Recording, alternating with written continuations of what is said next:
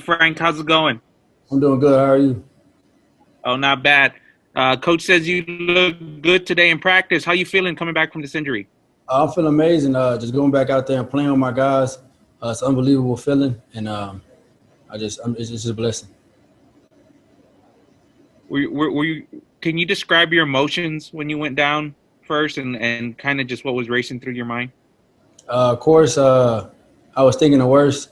So when I went in there and did the stuff with the doc, he didn't suspect it was anything worse than what it was, and come to find out, what he said was correct. But I didn't want to think about it like that. I was automatically assuming the worst. So I was very, very down. But I had to come back out there the second half and cheer my team on. So I had to put that aside. How tough was this last week for you going through not knowing if you were going to play or not, and then obviously not being able to go with your team this past week? Yeah, it was tough. But I got trust in Coach Traylor, Nick, training staff, and they're gonna make the best call for me. Because if it's up to me, I'm playing every time. So I got to get them the credit for that one. They made the best call for me. They got the best interest for me. So I just respect them for doing that for me. Hey, Greg, you're up. Frank, what was it like in practice last week? Were you kind of limited on drills and reps, or were you out entirely? How did it work? I was kind of limited in the amount of stuff that I did. But like I said, Nick and them were trying to get me better every day. So I just went out there and did what I could and just made the most of the opportunity. How has this week been different? Is your practice routine more back to normal? A little bit. Me and Lowell are still splitting reps. And I don't know if I'm playing. It's going to be a game time decision.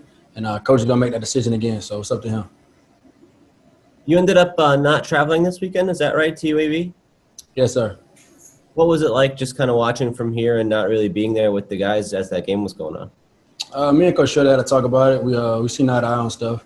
And, we made that call. But it was tough being away. But my guys going to bounce back. I know they will. And they fought to the very end.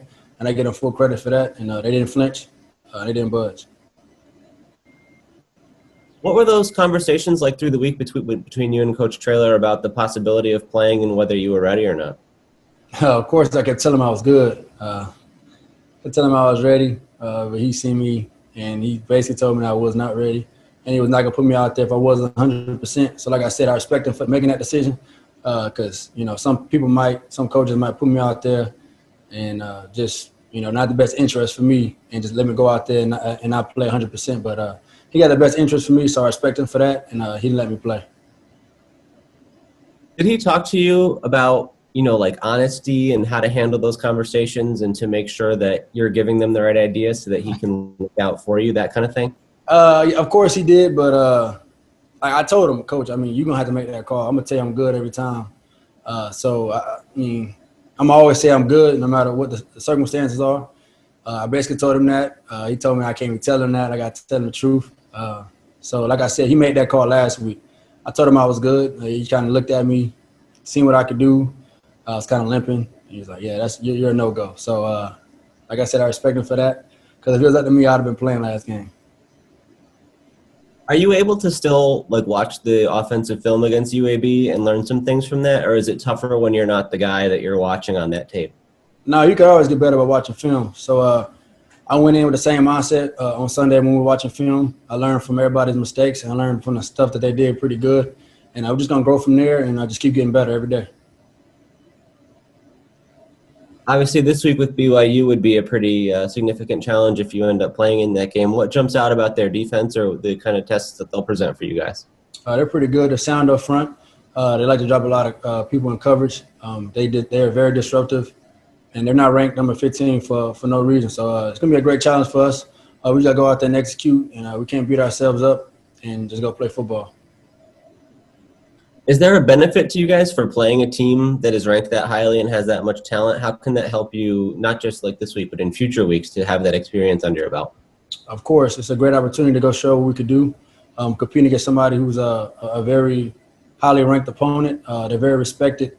Just going out there and playing a game that we love against an opponent like that, it's amazing for the university and for ourselves as well. So we got to go out there and compete, just give it our all. And once again, we're on TV. So, it's huge for for the community, for San Antonio, and especially for our university to go out there and represent us. Just going back to the injury situation quickly, do you feel like you're moving around at full speed, or are you a little bit limited in terms of like sprinting and things like that, or just how are you feeling overall at the moment? Like I said, I'm always going to be good. So, like I told Coach Shell, I'm good.